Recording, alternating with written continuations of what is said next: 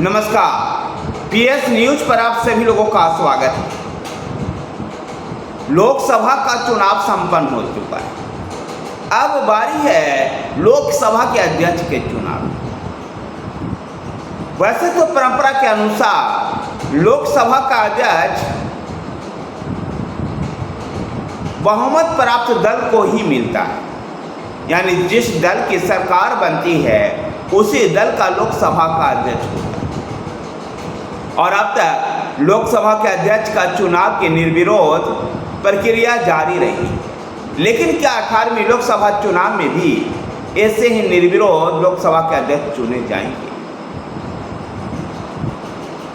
Bharatiya Janata party जब 2014 में सत्ता में आई तो अपने तेजतर्रार नेता सुमित्रा महाजन को लोकसभा का अध्यक्ष बनाया, तो 2019 में ओम बिरला। लेकिन 2014 और 2019 से परिस्थितियां बदली हुई, जहां भारतीय जनता पार्टी को पूर्ण बहुमत नहीं। ऐसे में भारतीय जनता पार्टी ही सब कुछ तय कर ले, ऐसा भी नहीं होता। यद्यपि लोकसभा के अध्यक्ष पद को लेकर के जेडीयू और टीडीपी की भी नजर थी, लेकिन जेडीयू के बयान और टीडीपी के बयान के बाद अब ऐसा लगता है कि भारतीय जनता पार्टी का ही कोई लोकसभा का स्पीकर हो। इस बीच विपक्ष ने इसमें राजनीति करने का प्रयास किया। शिवसेना के नेता संजय राउत और आम आदमी पार्टी के नेता संजय सिंह ने कहा कि टीडीपी और जेडीयू को अपना अध्यक्ष पद मांग लेना चाहिए।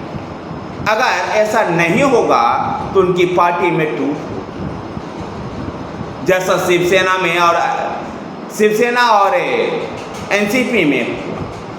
और ऐसे टूट के अवस्था में लोकसभा स्पीकर की भूमिका महत्वपूर्ण हो जाती है। महाराष्ट्र विधानसभा के अध्यक्ष राहुल नार्वेकर का एग्जाम्पल आप सब लोग के सामने है। ऐसे में कई बार जो ऐसे हंग असेंबली के दौरान जो सदन का जो अध्यक्ष होता है उसकी जिम्मेवारियां बहुत अधिक बढ़ जाती हैं। इसलिए जो विपक्षी गठबंधन है वो चाहता है कि भारतीय जनता पार्टी के पास ये पद न रहे, लेकिन भारतीय जनता पार्टी टीडीपी और जेडीयू के साथ मिलकर के अपने ही किसी नेता को लोकसभा का स्पीकर बनाना चाहती है। राजनाथ सिंह के नेतृत्व में राजनाथ सिंह और नितिन गडकरी को ये जिम्मेवारी सौंपी गई है कि वो अपने सहयोगी दलों से बातचीत करके लोकसभा के अध्यक्ष का नाम तय किया जाए। विपक्ष ने यह भी एक जुमला उछाला था कि अगर भारतीय जनता पार्टी के काडर का कोई नेता चुनाव लड़ रहा होगा तो विपक्षी गठबंधन भी अपना प्रत्याशी उतारेगा।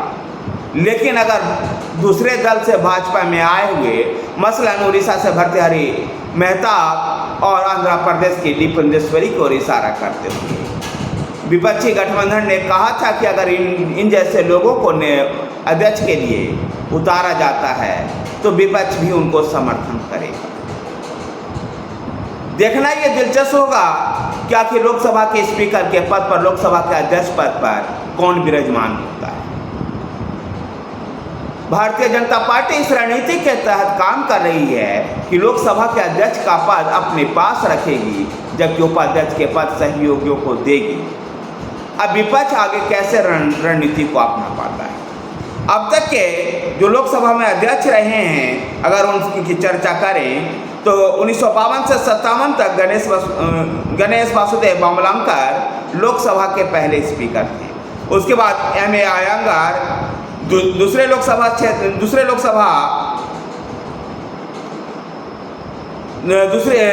लोकसभा में लोकसभा के अध्यक्ष थे।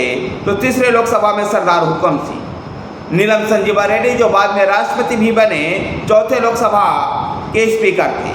गुरदयाल सिंह ढिल्लो, बालीराम भगत, K.S. हेगड़े, बलराम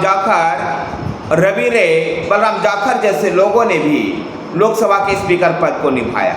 तो विश्वनाथ प्रताप सिंह सरकार जब बनी थी तो उस समय रवि रे ने लोकसभा के स्पीकर पद पर विराजमान हुए और इन्होंने समिति व्यवस्था की शुरुआत की। बाद में फिर शिवराज सिंह पाटिल, संयुक्त मोर्चा के जमाने में पीएस सांगमा और भारतीय जनता पार्टी के नेतृत्व वाली एनडीए सरकार जो पहली बार बनी थी, उस समय टीडीपी के जीएमसी बालायोगी ने महत्वपूर्ण भूमिका निभाई। उसके बाद मनोहर जोशी, फिर सोमनाथ चटर्जी, मीरा कुमार पहले ऐसे लोकसभा स्पीकर थी जो कि महिला थी। उसके बाद भाजपा के शासनकाल में सुमित्रा महाजन और ओम बिरला ने लोकसभा के अध्यक्ष की जिम्मेदारी निभाई। अब देखना है कि 19वीं लोकसभा चुनाव में 19वीं लोकसभा में लोकसभा का अध्यक्ष कौन बनता है।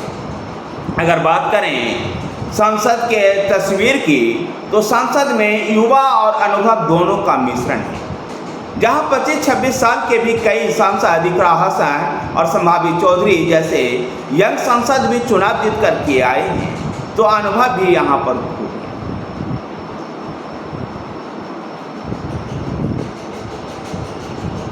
18वीं लोकसभा का जो सत्र है वो नवनिर्वाचित सांसदों के शपथ के साथ शुरुआत हुई। इसमें बहुत सारे ऐसे सांसद हुए जो इस गर्मी के इस माहौल में लू के थपेरे को सहन करते हुए भी लगातार लोकसभा तक पहुंच पा रहे हैं।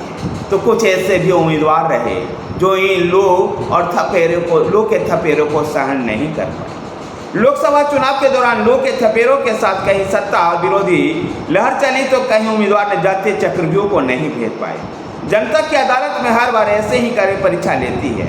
लोकतंत्र के मंदिर कहे जाने वाले संसद की सीढ़ियां कई प्रत्याशी तो कई प्रयासों में भी पार नहीं कर पाते हैं, तो कई ऐसे भी हैं जो लंबे समय से हर बार जनादेश के सहारे सीढ़ियां चढ़ जाते हैं। इनमें खास तौर पर भाजपा के सांसद वीरेंद्र कुमार का नाम लिया जा सकता है, जो 11वीं लोकसभा से संसद के सदस्य हैं और वो इस बार 8वीं बार शपथ लेने जा रहे हैं। वहीं लगातार 8 जीत दर्ज करने वाले इकलौते वर्तमान सांसद हैं। उनके बाद 8 कार्यकाल वालों कांग्रेस के सांसद के सुरेश भी हैं, जो 9वीं, 10वीं व 11वीं लोकसभा के सदस्य के रूप में पहले हैट्रिक लगा चुके हैं। उसके बाद वो 13वीं लोकसभा के लिए भी चुने गए, फिर 15वीं लोकसभा से लगातार चुने जा रहे हैं। सदन में 7 सांसद ऐसे हैं जो 7वीं बार शपथ लेने जा रहे हैं। इनमें गुजरात के भाजपा सांसद मनसुख भाई धनाजी भाई वसावा, कर्नाटक के बीजापुर से भाजपा सांसद रमेश चंद्रप्पा व बीजेडी से भाजपा में आए भर्तृहरि महताब लगातार 7वीं बार निर्वाचित हुए। तो 6ठी बार 10 सदस्य शपथ लेने जा रहे हैं। इनमें गोवा से भाजपा सांसद श्रीपद नायक शामिल हैं। 5वीं बार संसद की सदस्यता ग्रहण करने वाले में 10 सांसद होंगे, पर लगातार 5 जीत दर्ज करने वालों में कांग्रेस नेता राहुल गांधी, AIMIAM के अध्यक्ष असदुद्दीन ओवैसी, पूर्व केंद्रीय मंत्री अनुराग ठाकुर, भाजपा के JP चंद्रगौड़ा, दुष्यंत सिंह और गणेश सिंह शामिल हैं। इस बार 35 सांसद 4थी बार संसद के रूप में सदस्य बनने जा रहे हैं, तो तीसरे कार्यकाल के लिए 73 सांसद लेंगे। इनमें लगातार 3 जीत के साथ हैट्रिक लगाने वाले 52 सांसद शामिल हैं, जिनमें प्रधानमंत्री नरेंद्र मोदी भी हैं। यहाँ उल्लेखनीय है कि तीसरे लगातार जीत दर्ज करने वाले सांसदों में 7 महिला सदस्य भी हैं। धन्यवाद साथियों, वीडियो को लाइक कीजिए, शेयर कीजिए। हमारे साथ बने रहने के लिए हमारे चैनल PS न्यूज़ को सब्सक्राइब कीजिए। धन्यवाद।